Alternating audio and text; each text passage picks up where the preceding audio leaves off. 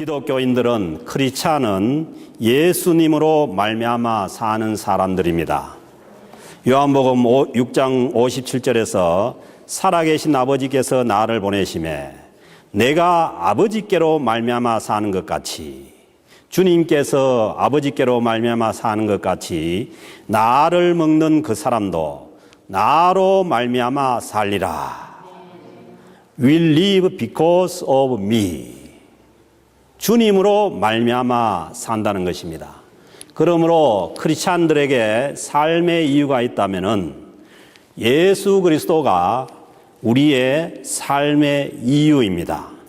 우리는 한 해를 주님과 함께 살기 위해서 새해 첫 주일에 주님의 살과 피에 참여하는 성찬식을 받았습니다.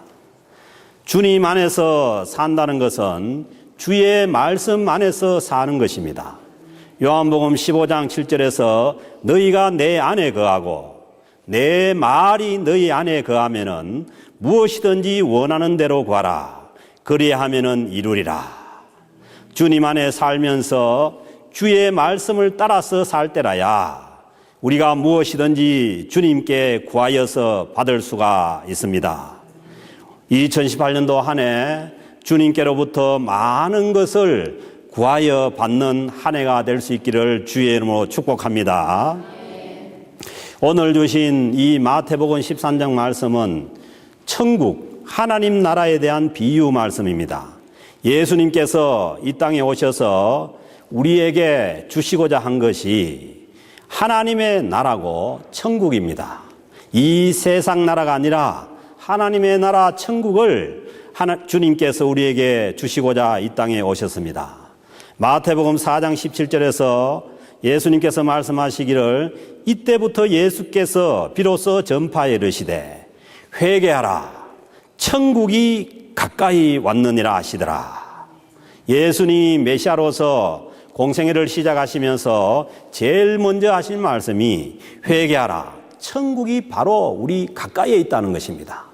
그러면 우리가 주님 앞에 회개하면은 이 천국을 누릴 수가 있는 줄로 믿습니다. 예수님께서 우리에게 그토록 주시고자 하신 것은 천국 하나님의 나라입니다. 그러므로 크리스찬은 주님 안에서 살면서 주의 말씀에 순종하며 하나님의 나라를 우선적으로 구해야 합니다.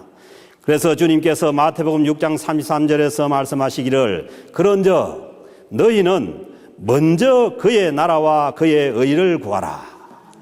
구하는 데 있어서 먼저 그의 나라와 그의 의를 구하라는 것입니다.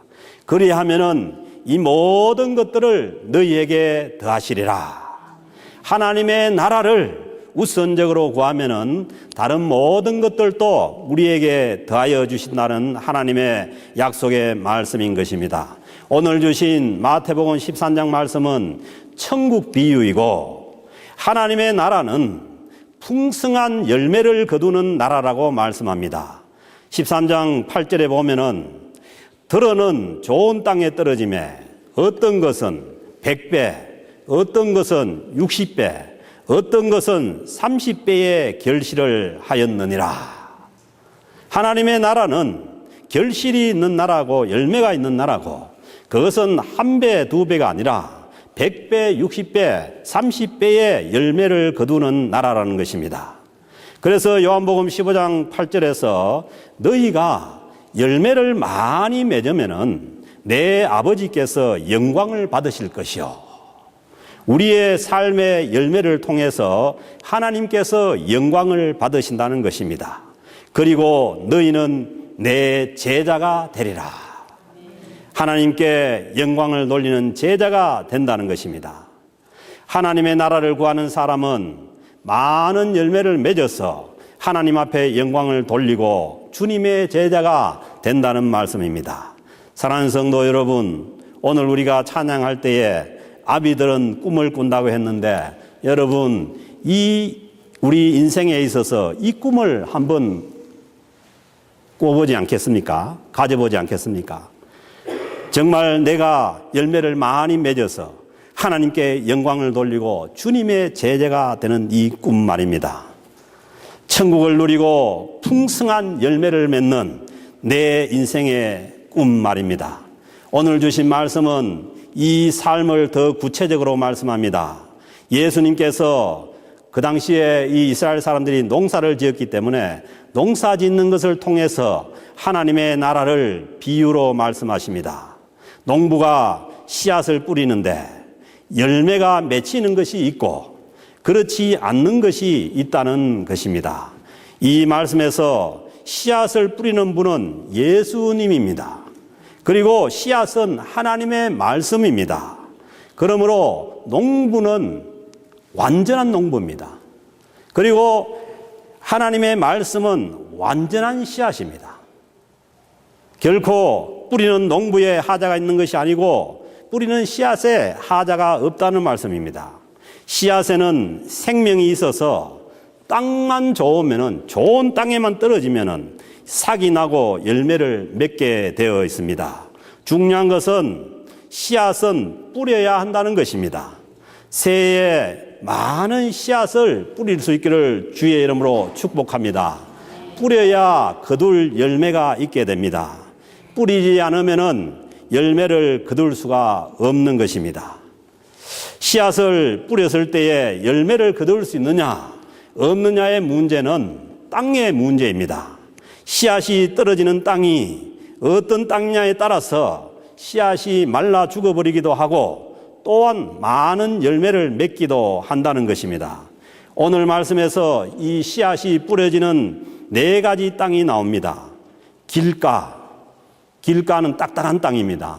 사람들이 디디고 다녀서 딱딱한 땅이고, 그 다음에 돌밭은 위에는 흙이 있지만 바로 밑에 이 돌들이 있어서 이 식물이 뿌리를 내리지 못하는 그러한 밭입니다. 그리고 가시떨기가 자라나서 곡식이 자라지 못합니다. 모든 것이 다 영양분을 빼앗아버리고, 그리고 그 그늘에서 자라기 때문에 열매를 맺을 수가 없는 땅입니다. 그리고 또 나머지 한 땅은 좋은 땅입니다. 씨앗은 말씀이고 땅은 하나님의 말씀을 받는 사람의 마음을 비유합니다. 오늘 주신 본문에 이어지는 말씀인 14절, 15절 말씀을 보면은 너희가 듣기는 들어도 깨닫지 못할 것이요 보기는 보아도 알지 못하리라. 이 백성들은 마음이 완악하여져서 그 귀는 듣기에 둔하고 보기는 보아도 알지 못하리라. 이 백성들의 마음이 완악하여져서 그 귀는 듣기에 둔하고 눈은 감았으니 이는 눈으로 보고 귀로 듣고 마음으로 깨달아 돌이켜 내게 고침을 받을까 두려워함이라. 눈으로 보고 귀로 듣고 마음으로 깨닫는 것을 두려워한다는 말씀입니다. 내가 고침을 받을까 두려워한다는 말씀입니다. 마음이 완악하면은 생명의 말씀을 들어도 깨닫지 못하고, 눈으로 보아도 알지 못하고, 들어도 알지 못하기 때문에 열매를 맺을 수가 없다는 것입니다. 이 마음이 완악하다는 이 뜻을 보면은 마음이 굳어졌다 또는 마음에 못이 박혔다 그런 뜻입니다. 완악하다는 것은 마음이 딱딱하게 굳어져서 말씀이 들어갈 수가 없습니다. 거기에 말씀의 씨앗이 떨어져도 거부해버리고 말씀이 튀어버립니다. 그래서 우리가 눈으로 보아도 귀로 들어도 마음이 굳어져 있으면은, 마음이 완악해져 있으면은 말씀을 깨닫지 못해서 열매를 맺지 못한다는 것입니다. 그래서 예수님께서 천국 복음을 시작하시면서 제일 먼저 하신 말씀이 회개하라, 천국이 가까이 왔느니라 말씀입니다. 천국이 아무리 가까이 있어도 내 마음이 딱딱하게 굳어 회개하지 않으면은 보아도 들어도 깨닫지 못하여 천국을 누릴 수가 없습니다. 이어지는 16절 말씀에서 그러나 너희 눈은 봄으로 너희 귀는 들음으로 복이 있도다. 그렇습니다. 우리가 새해에 받아야 될 이 하나님의 복은 우리 눈이 봄으로써, 우리 귀가 들음으로써 복이 있게 되는 이 복입니다. 주님의 말씀을 보고 깨달을 수 있고 주의 말씀을 듣고 깨닫는 것이 복입니다.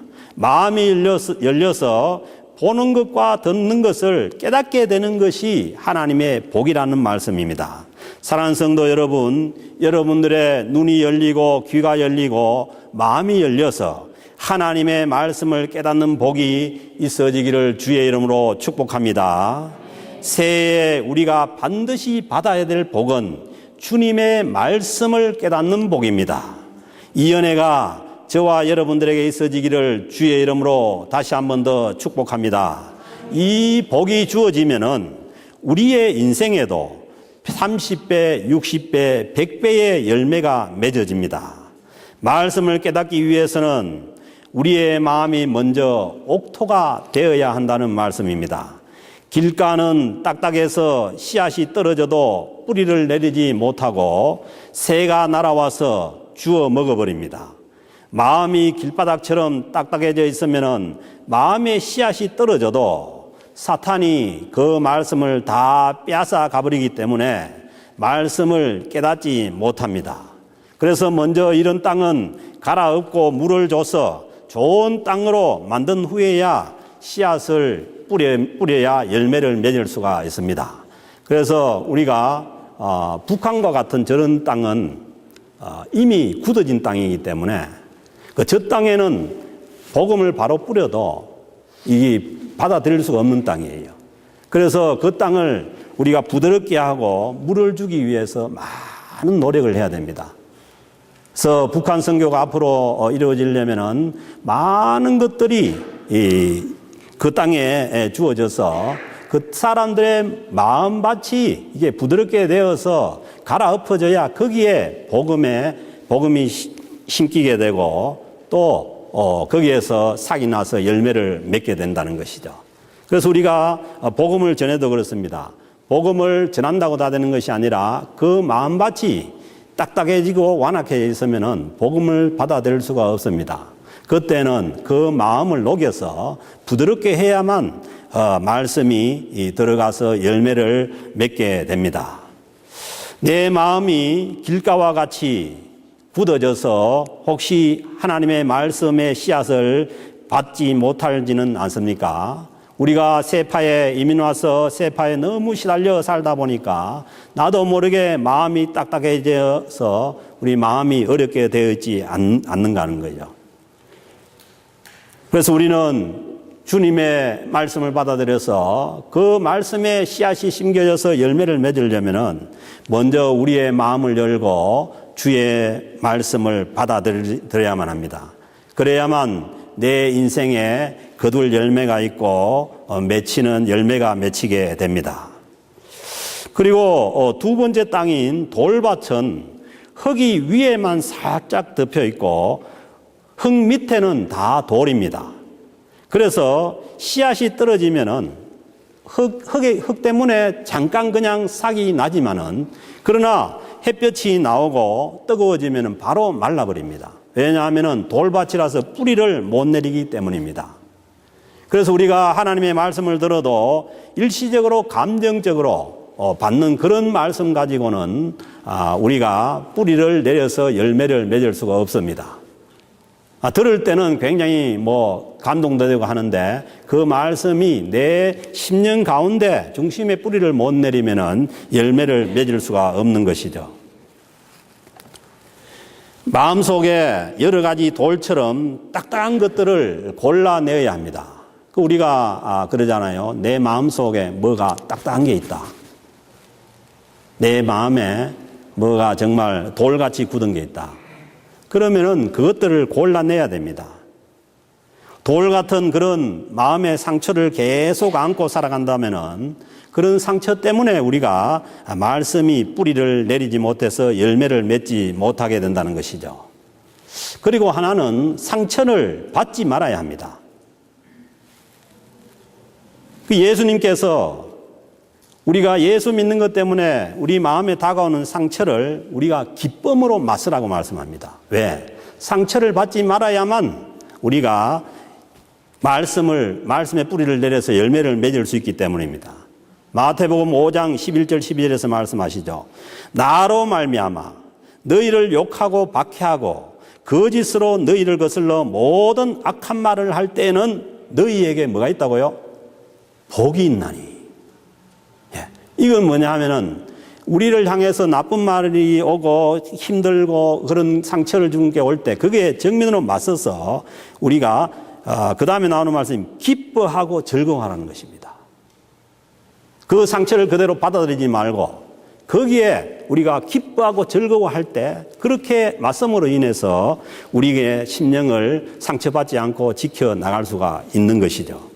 그래서 우리에게 날아오는 모든 상처를 우리가 그것을 받으면은 그 상처가 돌이 되어서 우리 심령 가운데 말씀이 역사하지 못하고 그 뿌리를 내리지 못해서 열매를 맺을 수가 없다는 것입니다.